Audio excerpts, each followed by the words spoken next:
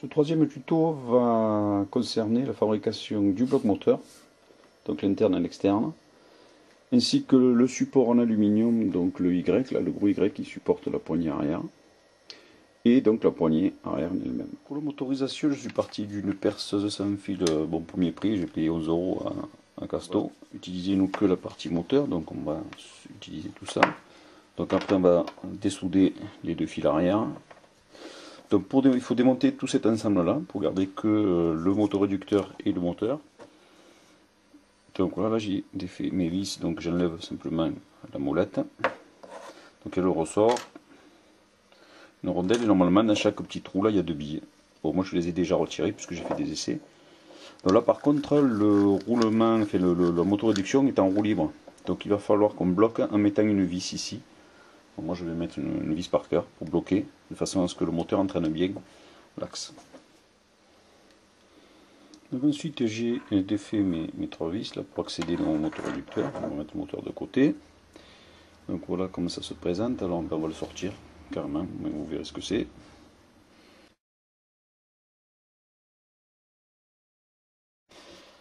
Donc on a repéré par contre par rapport, il y a une petite pointe ici de centrage. Donc on va la faire sauter avec un scalpel. Et ensuite je vais utiliser un petit morceau de tube de 80. Donc la hauteur c'est pas important, il faut que ce soit au moins aussi haut que cette largeur là. Que j'ai bouché une extrémité avec du scotch. Alors il faut que ce soit bien étanche par contre. Et donc une fois que j'aurai tombé cette petite ergot, je vais positionner ma pièce le plus centré possible à l'intérieur de ce petit embouin fait de ce réceptacle.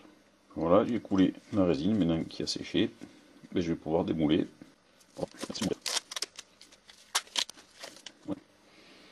Et là je vais pouvoir retirer la partie plastique.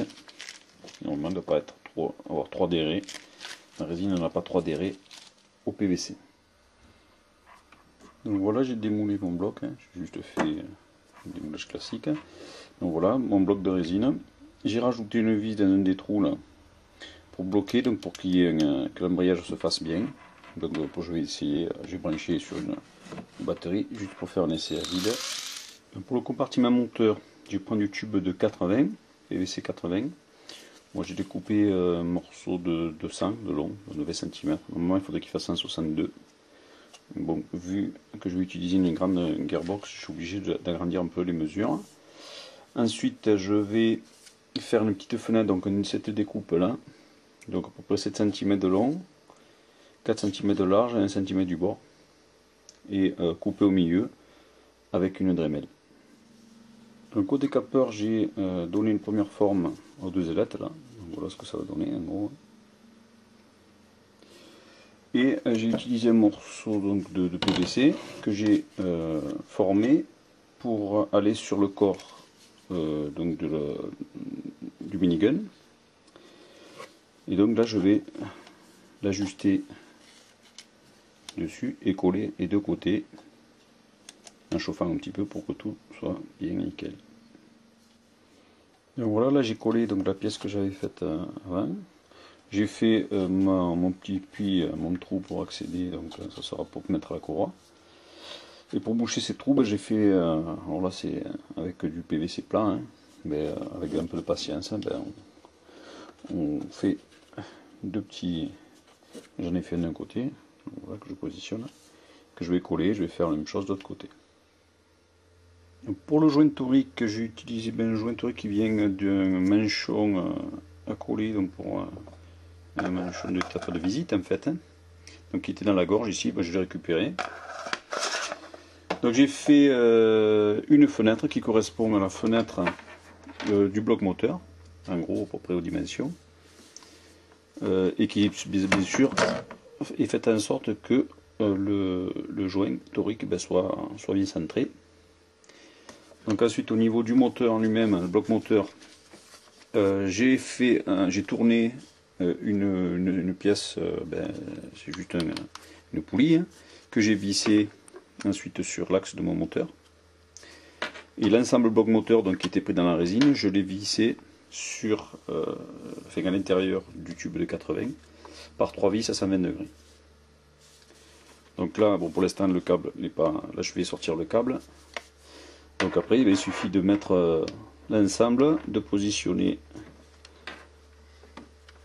le joint, et avec 4 perçages, alors j'ai fait 4 vis de fixation, hein, de part et d'autre du corps, avec des petites vis par cœur qui vont bien pour tenir l'ensemble. Du bloc moteur, j'ai utilisé un morceau, une rondelle de parquet, donc un compressé là, que j'ai usiné à la bonne dimension pour qu'il y ait un petit épaulement qui rentre juste à l'intérieur. Bon, ça c'est juste pour faire joli, et c'est un coup de, j'ai mis un coup de fraise sur le dessus là pour faire un petit peu sympa. Et j'ai collé trois petits morceaux de PVC à 120 degrés juste à l'intérieur, donc de façon à ce que une fois qu'ils sont mis à l'intérieur, comme ça, j'ai repéré où ça se trouvait, j'ai percé, et avec des petites vis par cœur, il suffit de fermer. Donc ça par contre on le fermera qu'au dernier moment, puisqu'il faut d'abord mettre la courroie en place, donc sur la poulie. Pour l'arrière, ben, c'est un bouchon simplement collé, bouchon PVC collé, donc en diamètre 80. Donc voilà, l'intérieur, ça c'est le moteur. Donc pour faire un peu plus joli, j'ai mis, ça c'est les prises que j'avais moi, qui traînaient, donc j'ai utilisé ça. On peut mettre juste deux broches, hein. Donc bah, qui est fixé sur le bouchon à l'arrière, et donc on n'a qu'à visser.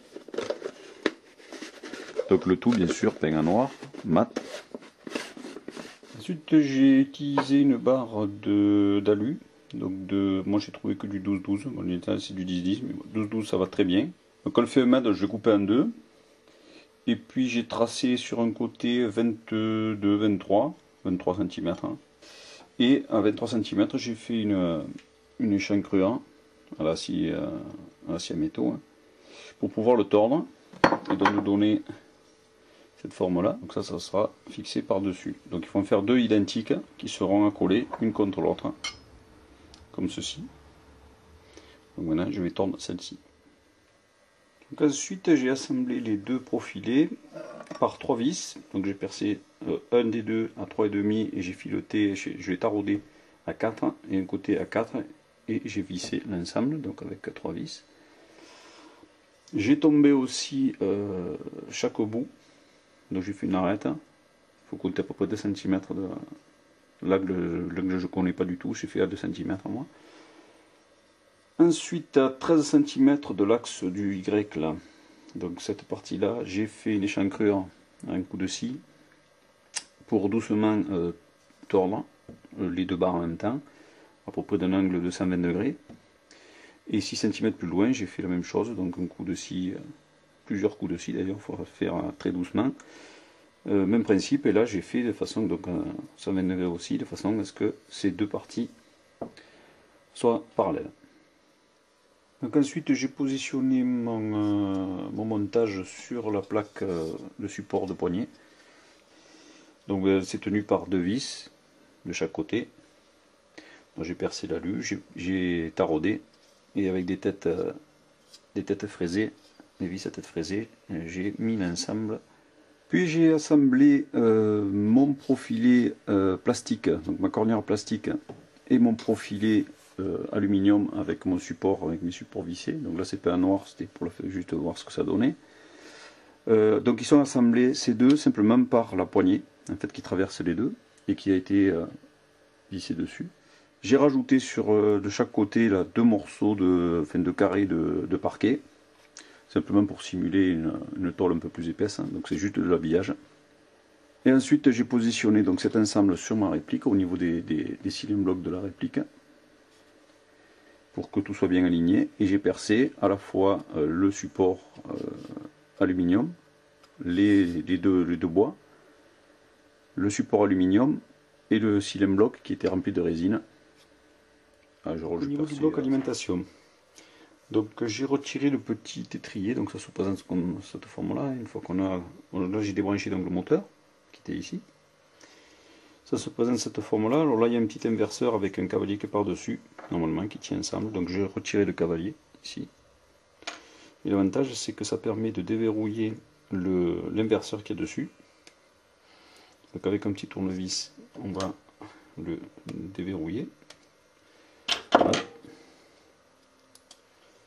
Et on va débrancher les deux fils qui arrivent du dessous. Donc voilà, là, ça c'est la partie inverseur, donc à rigueur on ne s'en sert plus nous. Et donc les deux petits fils qu'on a libérés, donc ces deux fils-ci, ben, ce sera l'alimentation du moteur. Donc on se retrouve avec une poignée un peu léger, enfin avec un interrupteur léger. Donc là voilà, donc ça c'est la poignée d'origine que j'ai démontée. Donc à l'origine il montait jusqu'en haut, là, il montait jusqu'à ici, là il descend jusque là.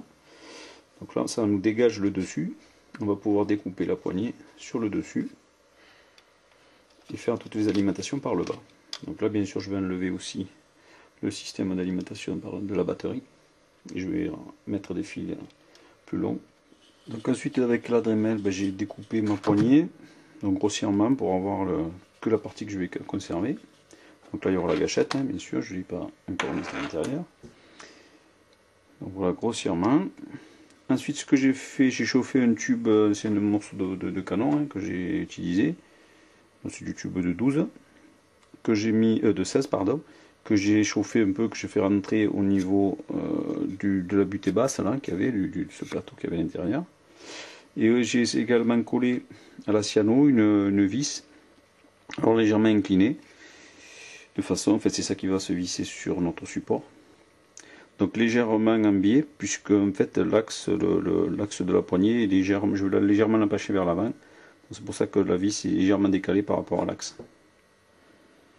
Donc j'ai mis du mastic de partout où il y avait des ouvertures pour que la résine ne passe pas à travers. Et là je vais couler de la résine armée à l'intérieur de la poignée. Donc voilà, là j'ai coulé ma résine à l'intérieur. Bon, j'ai tout démoulé, hein, j'ai pas fait d'image de transition.